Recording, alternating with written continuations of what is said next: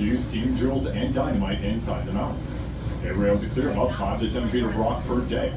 But even after adding a night shift, it still took them nearly 2 years to complete the 3,485-foot-long crest tunnel.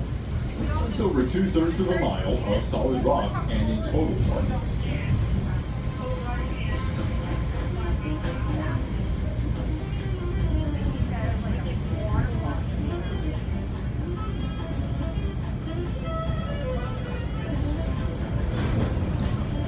Locomotives and the vintage rail cars that you're riding in today. Now we have a locomotive at each end of our train, and both of them were built by the General Motors Electromotive Division for the Baltimore and Ohio Railroad. All of our vintage passenger cars are built by the Budd Company of Pennsylvania in the 1930s, 40s, and 50s, and are all owned by the Branson Scenic Railway today. Now we'll start with the locomotive at the front of our train and in our current direction to travel, and that's going to be our locomotive number 99. It's a 1963 model GP30M with 16 cylinders, producing 2,200 horsepower and weighing in at a whopping 300,000 pounds. It was rebuilt in 1982 and was used for freight service on the B&O and CSX railroads until 1994. It was then purchased by the Branson Scenic Railway in 1995. We had it repainted in 1999 and appropriately renumbered it to our locomotive number 99. And right behind that, we have our power car, which is being used to generate electricity for the lights and air conditioning on the train. And now we have our first vintage rail car, and that's going to be the Silver Eagle. It was built in 1949 for the Texas and Pacific Railroad. Now this coach has 60 reclining seats, and it's been down to the Indiana Transportation Museum before being restored and leased to Amtrak.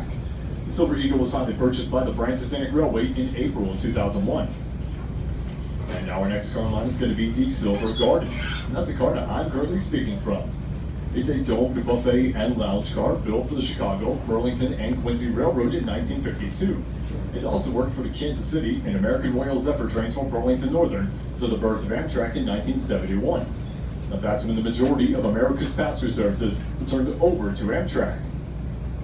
And now our next car is going to be the Silver Lake. It's our 1952 buffet dining car, once known as the Kashmir Pulaski, as it operated for the Pennsylvania Railroad and Amtrak. It was added to our fleet in 1997 as a concession car, and that's going to find all your drinks and goodies. Now next up is going to be one of our newer additions, and that's going to be the Silver Bell. This 48-seat dining car was built in 1949 for the Southern Railway. It worked on their flagship passenger trains like the Crescent, Southerner, and the Tennessean. It later worked for Amtrak and the Southern Crescent before being purchased by the Branson Scenic Railway in 2019 after Amtrak retired its heritage fleet. And now our next car is going to be the Silver Terrace. It was built in 1952 as a Vista Dome parlor and observation car for the Chicago, Burlington, and Quincy Railroad.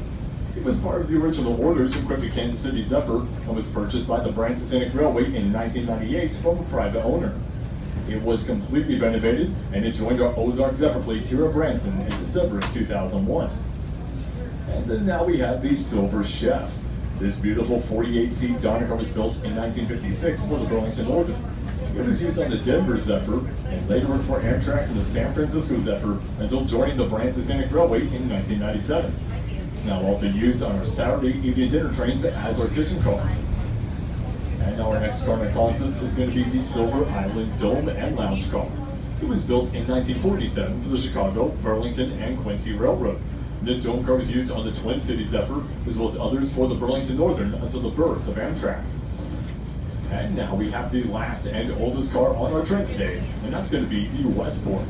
It was built in 1939 as a tavern lounge observation car for the Atlantic coastline. It worked on the famous Champion train, taking the rich and famous from New York to Florida on vacation. It's now also used on our Saturday evening dinner trains, which is another delightful experience recreating the dining pleasures of days gone by. And finally, the locomotive at the other end of our train is going to be locomotive number 98. When it was built in 1951, it was designated as a model F7A, specifically for use on passenger trains.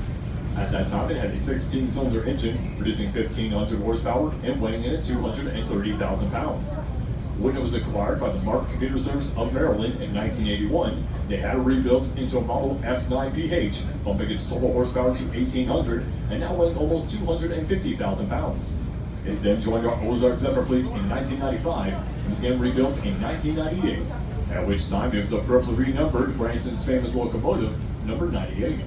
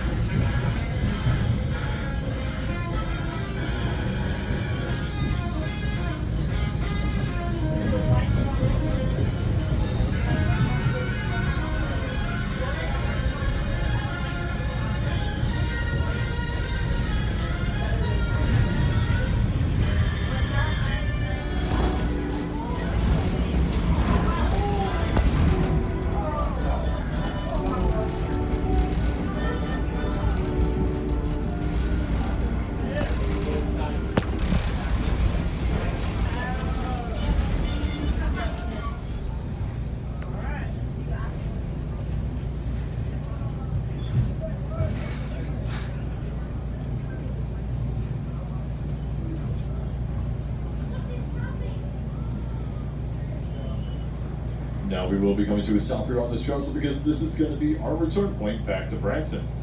Now at this time, I would like to ask everyone to go ahead and check your train tickets, please. I'll give the folks I'm ready to get off the train.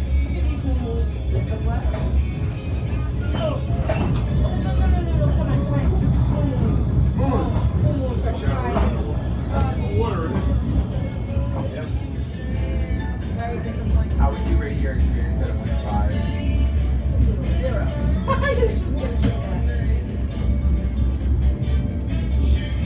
You know, 1.95. Not 0, but 1.5.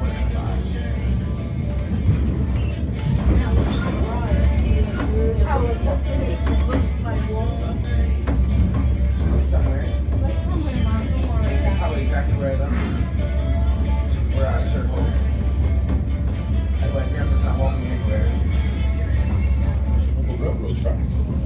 A motorist is 20 times more likely to die in a collision involving a train than any other highway accident, and over 50% of railroad accidents occur at crossings where active warning devices are used. So folks, please remember when you're crossing those tracks to always look, listen, and live. What music you might say. That would be difficult to do. It's on the web. It's not going to be able to keep it covered. I think it's highly contagious. It is. Oh.